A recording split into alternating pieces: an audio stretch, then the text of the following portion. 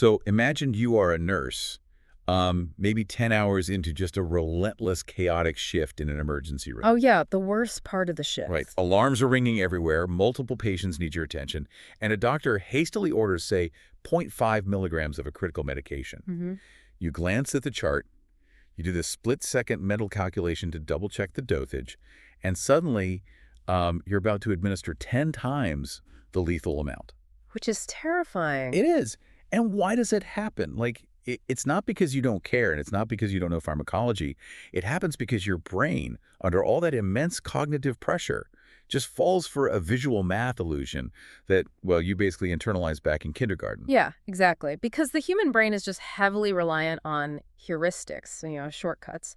We spend the first decade of our lives training our brains to trust visual mass. Like if a pile of blocks physically looks bigger, it is bigger. Right. I mean, that's just common sense when you're a kid. Exactly. But the moment you transition into complex numeracy, that visual instinct just turns into a deadly liability. Which brings us to the mission for today's deep dive. We are tearing into a stack of prep materials for the TEAS and HESI nursing entrance exams, and we're isolating one specific deceptively simple concept, which is comparing and ordering numbers, deciding if a quantity is greater than, less than, or equal to another. Sounds so basic. It does. On the surface, that sounds like elementary school arithmetic. But test makers use this exact skill as like a ruthless gatekeeper for healthcare professions. Because once you remove simple whole numbers and you start replacing them with fractions and decimals and negative integers, bigger stops being visually obvious. It really does. It becomes the absolute definition of high-stakes numeracy. And, to truly grasp why capable, intelligent adults regress and stumble over these comparisons, we have to look at the architecture of the math itself. Okay. Because before we can order complex values on a modern nursing exam, we have to understand what greater than actually means fundamentally. And arriving at that definition required just a massive historical and philosophical paradigm shift. I am so glad you brought up the history, actually, because looking through these sources, it is wild to realize that our modern method of comparing numbers wasn't always just a given. It had to be invented out of sheer necessity. Oh, absolutely. We can trace the very roots of this necessity back to the Babylonians around 2000 BCE. Wow, that far back. Yeah. They developed a highly sophisticated base 60 positional number system, and they were a sprawling trading culture. So when you are managing vast agricultural debts, grain shipments, livestock across an empire, you fundamentally need ordering rules. Right. You have to know whose ledger has more, even when you're dealing with, fractional units of trade. But they were only dealing with tangible goods, right? And that introduces this massive philosophical roadblock. Because when I look at how the ancient Greeks handled mathematics thinkers like Euclid, for example, their entire framework was inextricably linked to physical geometry. Right. Everything had to be a shape or a physical object. Exactly. For the Greeks, a number was a measurement of a physical reality, like a length of rope, or the area of a wheat field, or the volume of water in an urn. Mm-hmm. And because of that physical constraint, the concept of a negative number, like a quantity representing less than nothing, that was just philosophically incoherent to them. They didn't merely avoid using negative numbers, they literally rejected them as impossible fictions. Which is so hard for us to grasp today. It is. Yeah. The best way I can visualize that block is to think of a standard physical tape measure. You can pull the tape out to 5 inches to measure a block of wood, Sure. but you cannot push that tape measure backward into negative 5 inches. Yeah. The tool just does not go there because physical space doesn't work that way. Right. It hits zero and stops. Exactly. But let me push back on the historical timeline here because this part just blows my mind. Are we saying that for centuries, some of the most brilliant mathematical minds in history literally could not comprehend the math required to track like a basic checking account overdraft? They absolutely could not. That is insane. I know, right? Because their paradigm was so deeply anchored in physical geometry, the abstract idea of ordering numbers below zero just did not compute. So the breakthrough required a complete reframing of what numbers could even represent. Okay, so who did that? That would be in 628 CE. The Indian mathematician Brahmagupta wrote the first known systematic rules for arithmetic with negative numbers. And he didn't try to use a geometric tape measure. He used economics. Which is such a brilliant leap, because a debt is a very real mathematical entity, even if you can't physically hold a debt in your hand like a length of rope. Right, you feel it, but you can't touch it. So he formalized the rules by defining negative numbers as debts and positive numbers as fortunes. Oh, I like that. Yeah. So if a merchant has a debt of 5 gold pieces and a fortune of 3 gold pieces, the net is a debt of 2. So Brahmagupta effectively gave the world its first functional framework for ordering signed numbers by just stepping entirely outside of physical geometry. Wow. And then centuries later, in 1585, a Flemish mathematician named Simon Stevin took another vital leap. He published a text that introduced decimal fractions to Europe. Because the merchants needed them. Exactly. Merchants and engineers were desperate for a way to compare unlike units swiftly. They needed to figure out if, say, 5/8 of a unit was more or less than a decimal representation of a unit without doing these arduous, complicated conversions. Which eventually paves the way for the modern definition, right? The one sitting at the core of all these nursing exams today. Yes. The formal definition today relies entirely on the number line model. And the rule is basically just number A is greater than number B if and only if A is positioned to the right of B on a horizontal number line. Like, that's the universal law. It is. But while the number line model is beautifully elegant, it introduces a severe cognitive friction. Oh, yeah? Because when we apply that left to right rule to integers, it completely flips our ingrained intuition. And that flip is the first major trap test makers engineer into these entrance exams. Right. So negative numbers deceive us by basically flipping our sense of direction. Exactly. Because on that number line, moving left means the value's getting smaller, even as the physical digits you're looking at are getting larger. We really have to unpack this negative number reversal because it feels like a place where the human brain just totally glitches. It glitches hard. The trap is laid out really clearly in the prep materials. So a standard question will ask a student to compare -10 and -2. In absolute terms, our brains scream that a 10 is larger than a 2. But mathematically, -10 is less than -2 because it sits much further to the left on the number line. It's the weather analogy. Like, if you ask someone what feels colder, -5 degrees or -2 degrees, they instantly know -5 is physically more cold. Right, you feel the intensity of that cold much more severely. Yeah, but mathematically, -5 is the lesser number. Okay. The value has decreased. I'm trying to square this in my head in a clinical context, though. Like, if a patient's temperature drops drastically, that is a massive, very real physical change. A scary one. So how does a nurse reconcile the fact that the biggest physical change is mathematically the smallest number on a chart? Well, they do it by distinctly separating absolute magnitude from mathematical value. Okay, break that down for me. So absolute magnitude measures distance, and distance is always positive.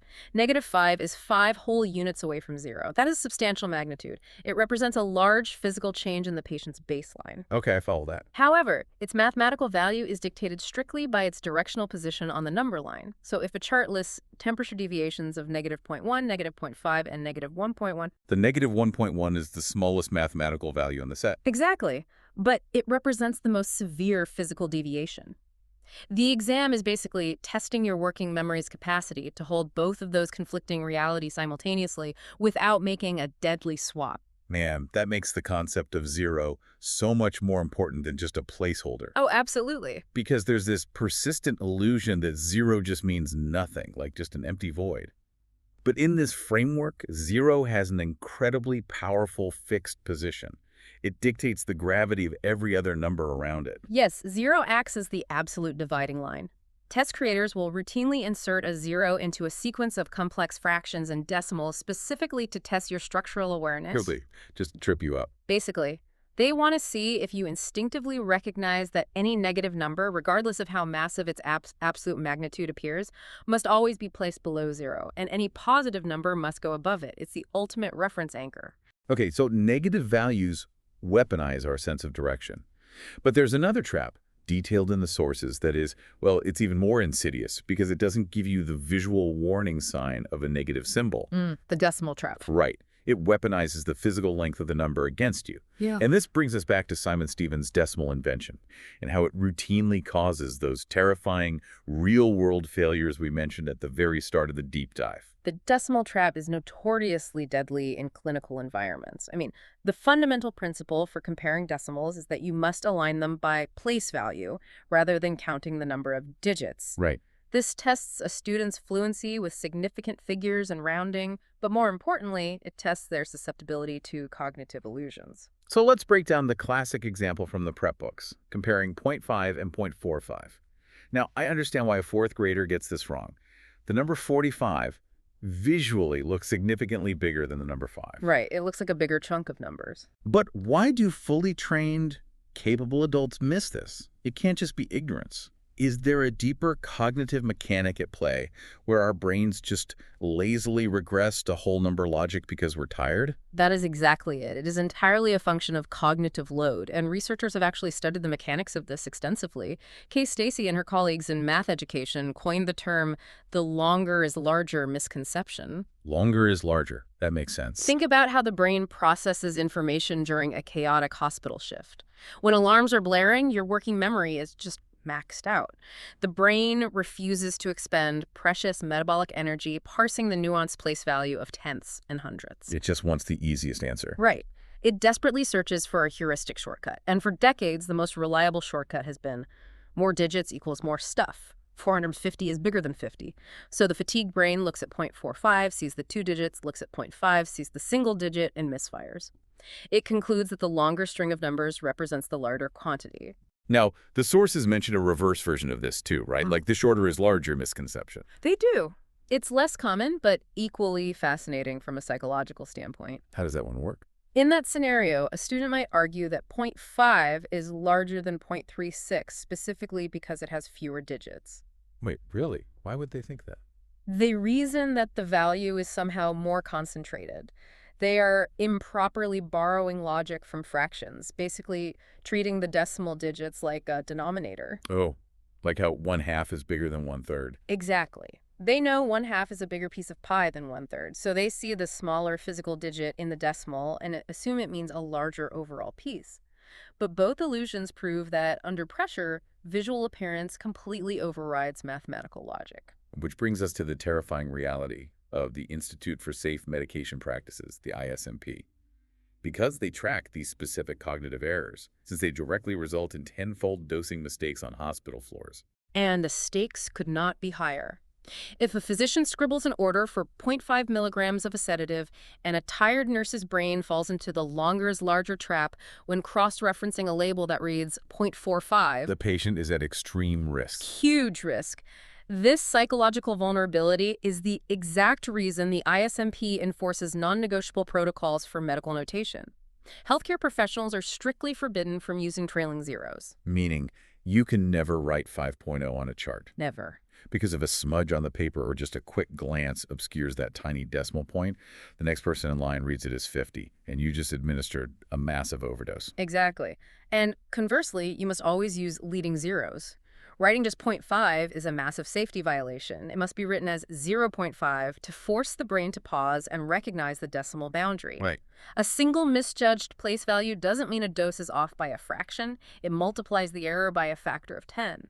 So when nursing entrance exams grill students on decimal comparisons, they aren't just checking math proficiency. They are actively filtering people out. Yes. They are aggressively filtering for the exact cognitive vulnerability that leads to those tenfold medication errors. Okay, so the defense against the decimal trap is alignment. You pad the numbers with trailing zeros in your head or on scratch paper so they have the same physical length. So 0.5 becomes 0.50 and instantly the illusion shatters. 50 is obviously greater than 45. Right, it levels the playing field. But the exam boards know you can do that. So what happens when they decide to escalate and they throw decimals, fractions, mixed numbers, and percentages all into a single ordering question? Because you can't align what doesn't match structurally. And that is where the exams test cognitive endurance. When you're presented with a jumble of mixed formats, you're facing a massive working memory challenge. The governing rule here is that fractions must either share a common denominator or everything must be converted into a decimal format before any comparison can occur. I try to conceptualize this as like a translation problem. Imagine trying to determine who is the tallest person in a room, but their heights are given to you as 6 feet, 180 centimeters, and 2 yards. Oh, that's a great way to put it. Right. If you just evaluate the raw, isolated numbers 6, 180, and 2, your brain immediately assumes the 180 centimeter person is just an absolute giant. You have to translate all those measurements into the exact same language before the true relationship reveals itself. That translation analogy gets right to the heart of the issue. You cannot compare apples to oranges by weighing them on completely different scales. Take a classic example from the prep materials, ordering 3/4 and 5/8. The trap is looking at the numerators and denominators in isolation. Right, because if you just look at the raw digits, 5 is bigger than 3 and 8 is bigger than 4. Mm-hmm. So a hurried brain might just guess that 5/8 is larger. And that is a well-documented misconception. Students often falsely believe that a larger denominator inherently makes a fraction larger, or, paradoxically, inherently smaller, without considering the numerator at all. Yeah. But the denominator only dictates the size of the slice. The numerator dictates how many slices you have. You can't evaluate them separately. You must translate. All right, you multiply 3/4 by 2/2 to convert it into 6/8. Yes. Suddenly you have a shared language. 6/8 versus 5/8. The working memory load drops, and the answer is obvious. Though looking at the strategies suggested in the ATI-TEAS prep, a lot of students actually prefer to bypass common denominators entirely and just translate everything into decimals. Which works too. Yeah, like 3/4 becomes 0.75, 5/8 becomes 0.625. Then you Yeah. apply that decimal alignment rule we just talked about, padding 0.75 into 0.750, and you compare 750 against 625. Decimal conversion is often faster, provided your division skills are sharp. But test makers use this mixed format chaos to set up their favorite trick, which is the hidden equality trap. Oh, what's that one? They will ask you to order 135 and 1.6. Oh, wow. Visually, structurally, they look like entirely different mathematical entities. Exactly. A fatigued student will almost always guess that one is larger than the other based on a faulty heuristic. But if you do the translation, if you convert 135 into a decimal, you reveal that it is exactly 1.6. They are perfectly equal. So if we're building a survival guide based on everything we've synthesized from these sources, the overarching theme isn't really about doing complex arithmetic. It's about managing cognitive load through systematic rules. Well said. The rules act as guardrails for your intuition. First, alignment is your primary defense against decimals. Never evaluate based on physical length. Pad the decimal with zeros, align the decimal points vertically, and evaluate left to right. Right. Second, format translation is mandatory. You cannot accurately weigh a fraction against a percentage without converting them into a shared mathematical language. And you have to fight the negative number reversal. Yeah. You have to remember that absolute physical distance from 0 is not the same as mathematical value. On that number line, the negative value that sits physically closer to 0 is mathematically the larger number. Most importantly, you have to respect the real-world consequences of these abstract rules. Bypassing a common denominator or assuming a longer decimal is larger doesn't just result in a red X on a Scantron sheet. These cognitive traps are the exact same mechanisms that cause those devastating tenfold dosing errors in clinical practice. But you don't even have to be titrating IV drips for this deep dive to impact your daily life. Yeah, it's true. I mean, think about the last time you tried to decipher a fluctuating mortgage interest rate, or, tried to figure out if an inflation drop from 4.1% to 3.9% was actually a meaningful change for your wallet. Mm-hmm. We constantly rely on our ability to strip away the visual illusion of numbers to find their true value. Absolutely. It's everyday financial literacy. Which leaves me with a final, lingering thought for you to chew on. We have spent this entire discussion dissecting how human intuition inherently fails when judging decimals and negatives under intense time pressure.